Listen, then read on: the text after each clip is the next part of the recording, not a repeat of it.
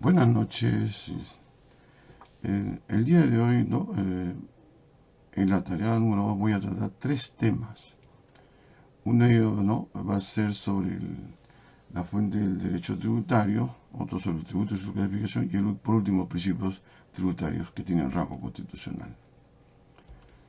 No, primeramente me presento, yo soy el magíster Luis Alberto Latín Escarpio, ¿no? Y vos te a cargo de la asignatura de tributación.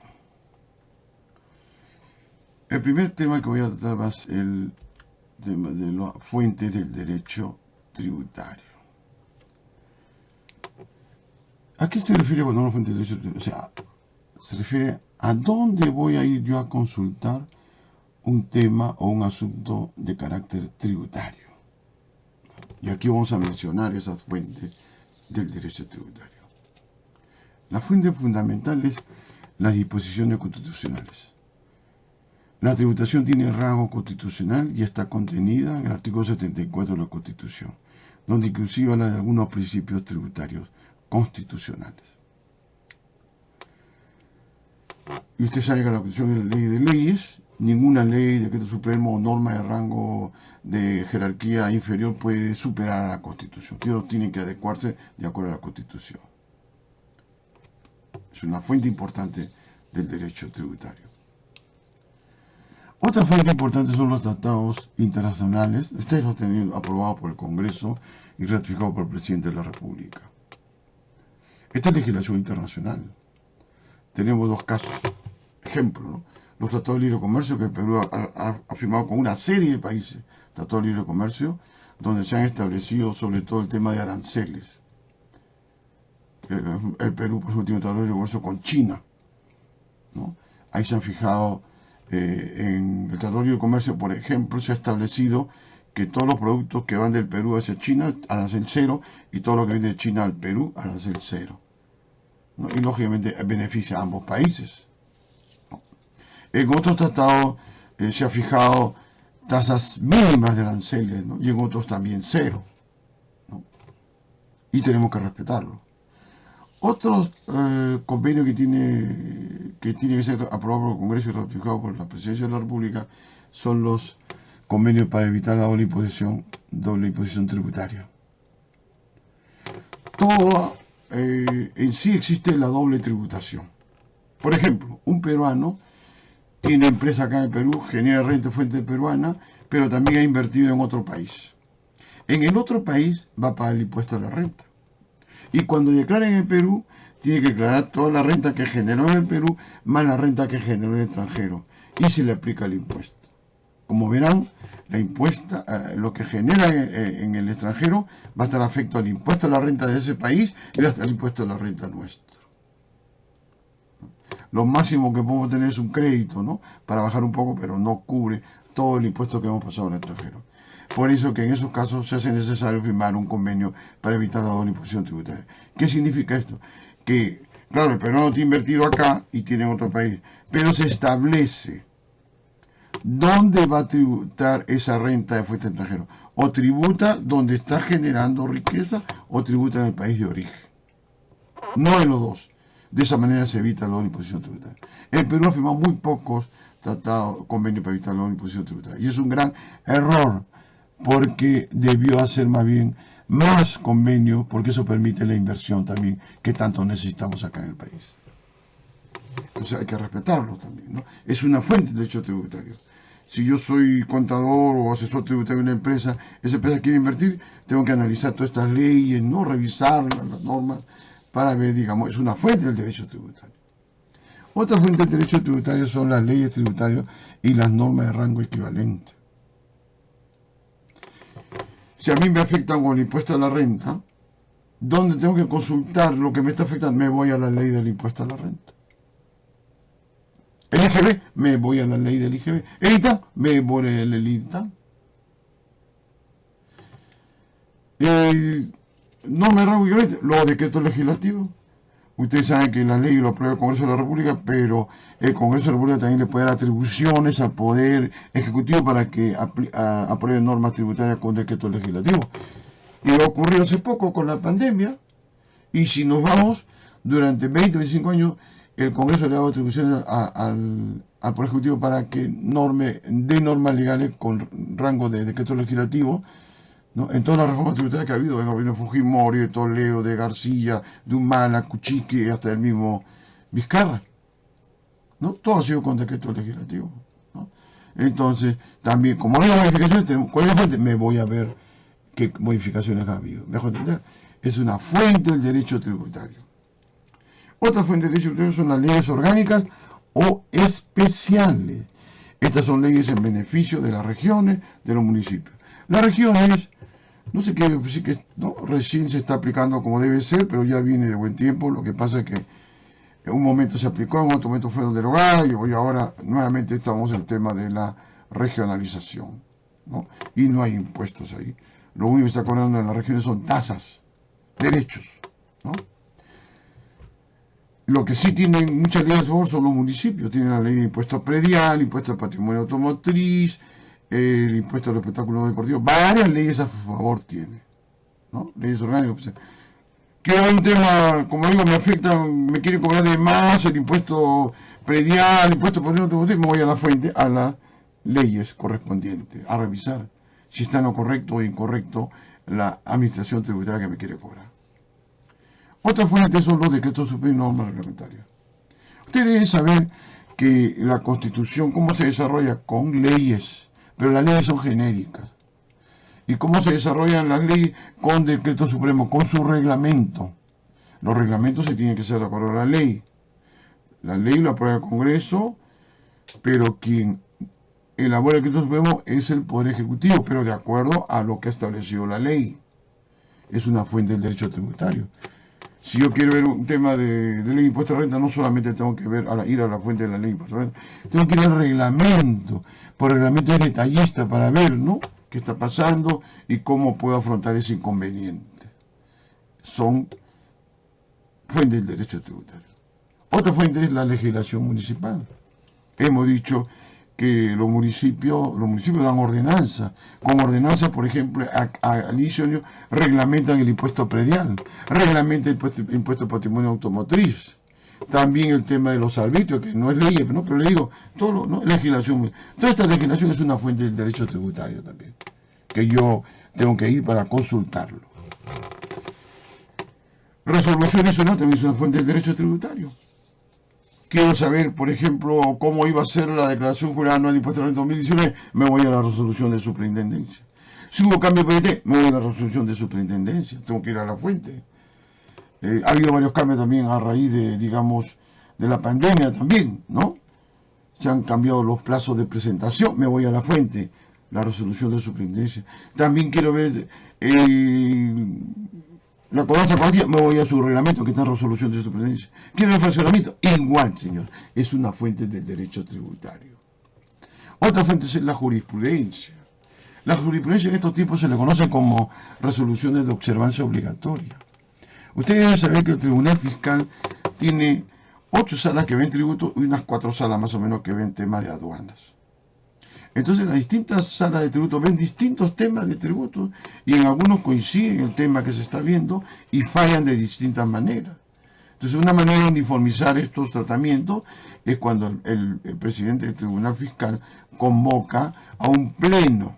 Cada sala son 3 vocales. Si son 8, son 24, más el presidente, más el secretario, ya estamos hablando de 26 personas. Se reúnen y debaten y pueden aprobar una resolución de observancia obligatoria, una jurisprudencia. Si la aprueba, se aprueba por mayoría, se publica en el programa y tenemos que tenerla presente. Los que tienen que ver con el tema tributario tienen que tenerlo presente, pues esa jurisprudencia nos sirve de mucho para temas relacionados con el cambio tributario también. Y por último tenemos otra fuente, es la doctrina jurídica. La doctrina jurídica, ¿cómo se forma? Con lo que escriben los investigadores, los que hacen libros. Por ejemplo, el Tribunal Fiscal, cuando emite sus fallos, muchas veces dice, ¿no?, el autor tal dice lo siguiente, o sea, se sustenten autores.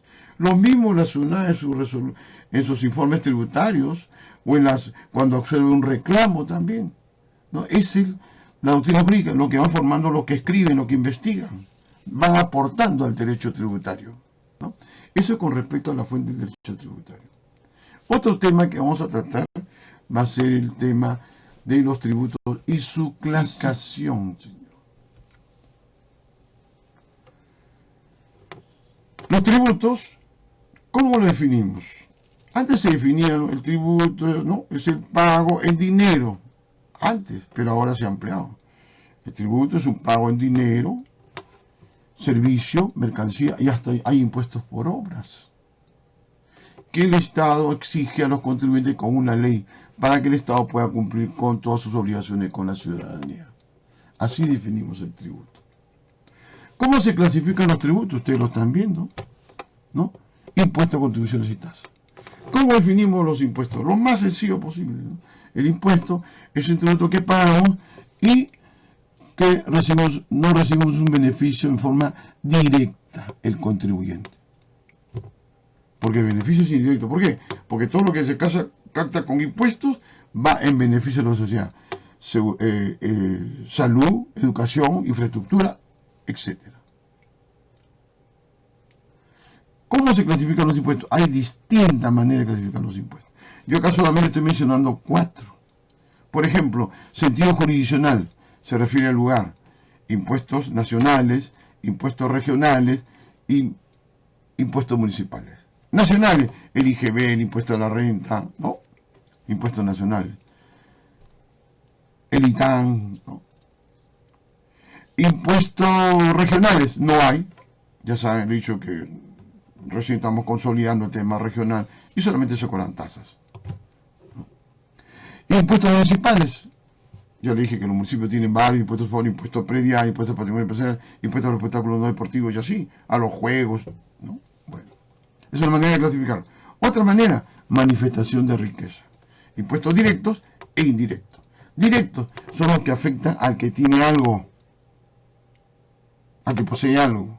Ejemplo, el impuesto a la renta. Renta en primera, segunda, tercera, cuarta y quinta. Todos los que generan estas rentas están afectos al impuesto a la renta. El que tiene un inmueble está afecto al impuesto predial. El que tiene un vehículo, impuesto de patrimonio automotriz. El que tiene impuesto a los yates, el que tiene un yate, ¿me entender? Está porque tiene algo directo.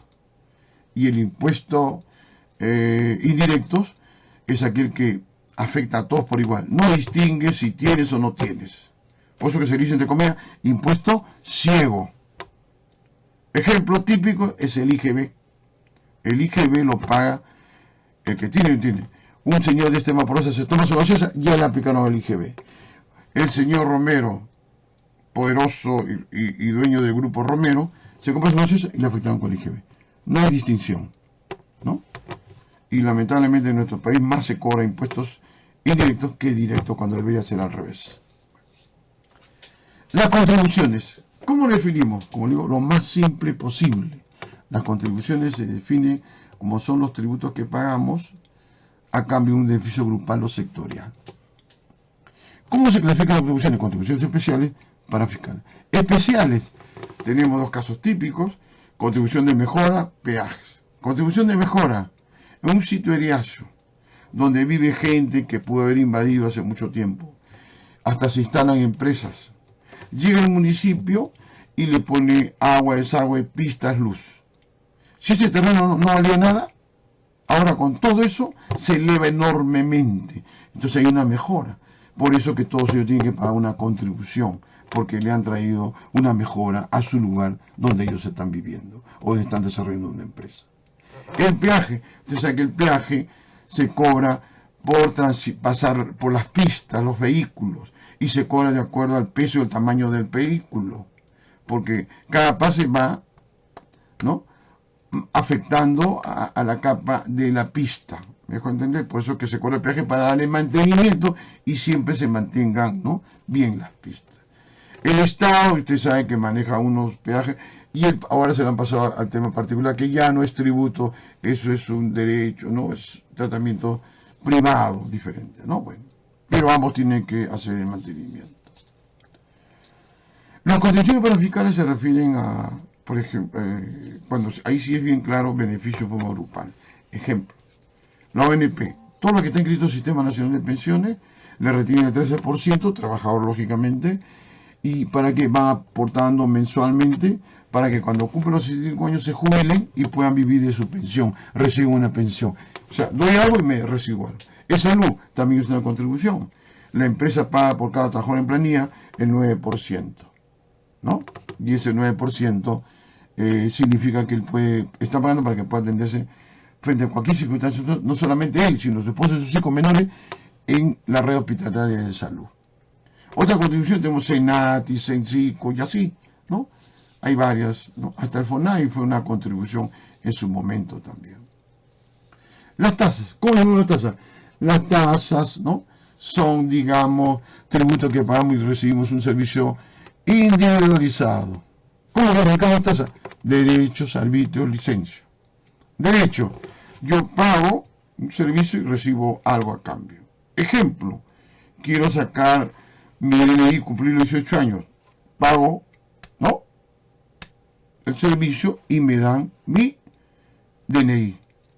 Quiero sacar mi partida de nacimiento, también voy a RENIEC, pago, ¿no?, mi servicio y me dan. Pago un derecho y me dan la partida. Quiero sacar la ficha de registro de empresa, me voy a sumar, pago mi derecho y me dan. ¿Me dejo entender? Pago y me dan algo. Arbitrio significa que el contribuyente da para que exista limpieza en la ciudad, seguridad ciudadana, lo cual ustedes saben que en ningún lado prácticamente se cumple, pero para eso tributamos los arbitrios. Y licencia es cuando yo pago para desarrollar una actividad.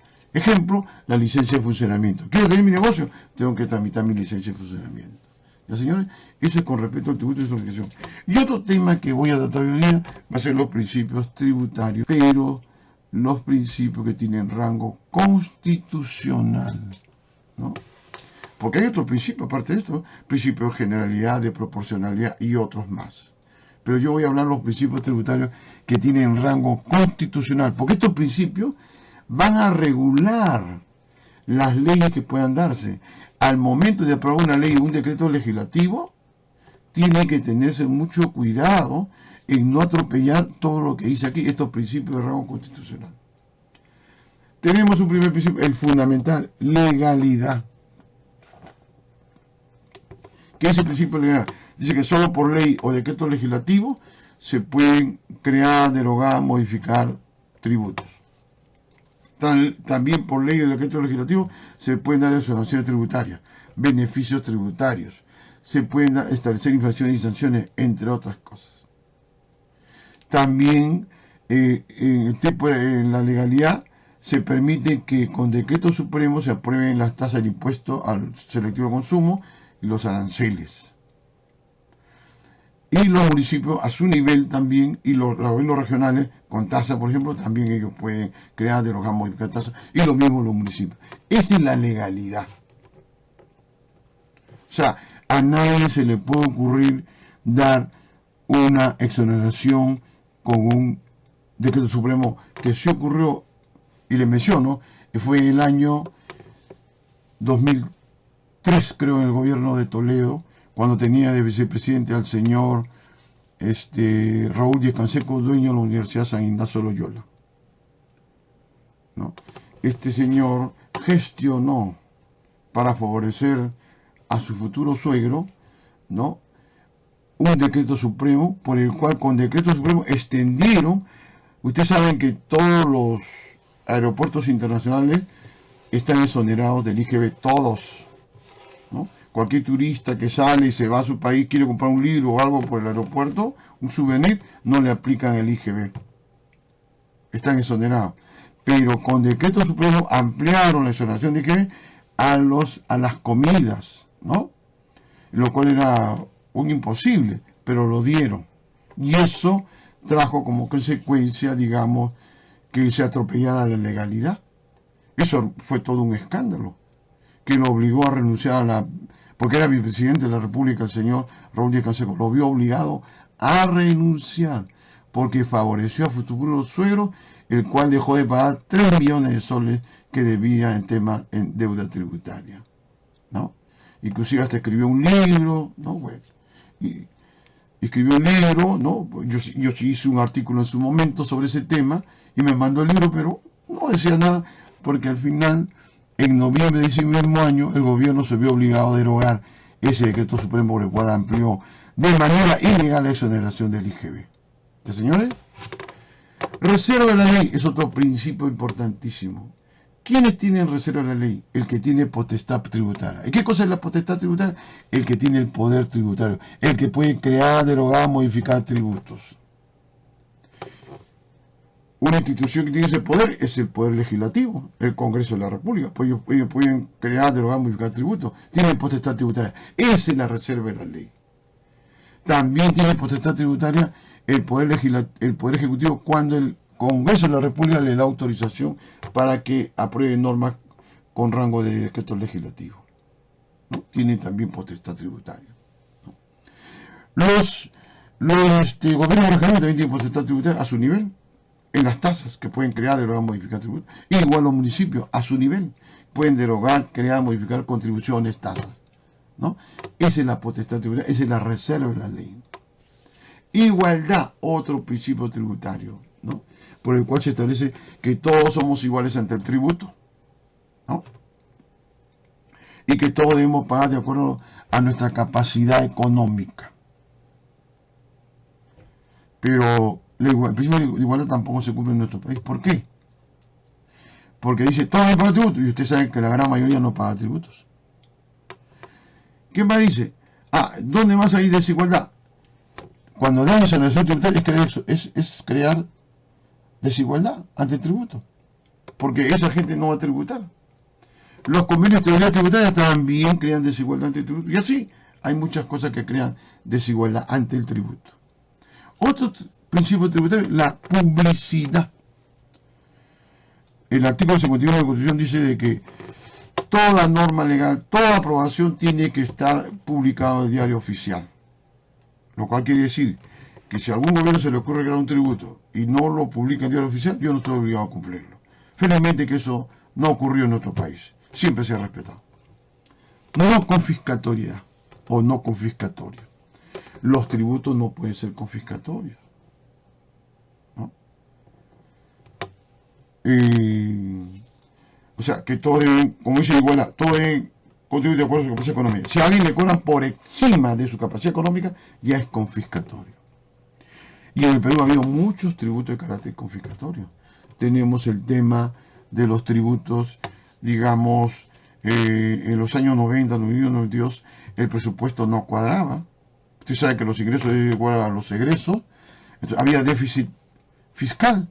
Entonces los gobiernos, como ya estaban en deuda con el Fondo Monetario Internacional, el fondo le obligaba, y además que es una práctica normal que hay igualdad entre los ingresos y los egresos. Entonces los gobiernos, para cuadrar lo que hacían, creaban tributos antitécnicos que iban contra la Constitución. Ejemplo es el impuesto mínimo de la renta que se creó en el año 92. Ustedes saben que yo pago impuesto a la renta a las empresas siempre y cuando haya utilidad. Pero no, acá que dijeron que todos deben pagar tributo con impuesto mínimo de la renta. Así hayan obtenido pérdida. ¿Cómo se determinaba? Se estableció un porcentaje, se aplicaba sobre el total de los activos de las empresas y tenían que pagar obligatoriamente ese impuesto mínimo de la renta. Se cobró, se siguió cobrando, pese a la protesta de los contribuyentes y de muchas personas, ¿no? Y al final este tema llegó hasta el Tribunal Constitucional, que después de 4 o 5 años falló y determinó que era un impuesto confiscatorio inconstitucional y obligó al Estado a devolver todos los tributos cobrados. Otro tributo que ha tenido característica confiscatorio ha sido el anticipo adicional del impuesto a la renta, ¿no? Que fue también confiscatorio, ¿no? Otro tributo ha sido el FONAVI, porque era una contribución, ¿no? Solamente para fines de vivienda, que eso Fujimori tomó todo el dinero del FONAVI, hizo agua y desagüe, luz, pista, cuando eso se hace con impuestos. Distorsionó. Por eso que los fonavistas ganaron y ahora le tienen que devolver todo, porque así ha determinado el Tribunal Constitucional. Entonces ha habido varios momentos que ha habido impuestos confiscatorios. Hasta la retención de 4ª categoría fue confiscatoria. ¿Por qué? Porque hasta el año 2000, el gobierno de Toledo todo aquel que ganaba, emitía recibo de manera profesional por 700 soles, le aplicaba el 10%, le retenía. Y ustedes saben que con 700 soles no se puede vivir. Y le afectaban a la gente. Ese era confiscatorio. Después ya el gobierno de la García se subió a 1500, ya dejó de ser, ¿no?, confiscatorio, aunque debe seguir actualizándose, porque si no ya va a tener viso de confiscatoria también. A pesar que no devuelve, pero nos van quitando, ¿no? Todo eso. Bueno.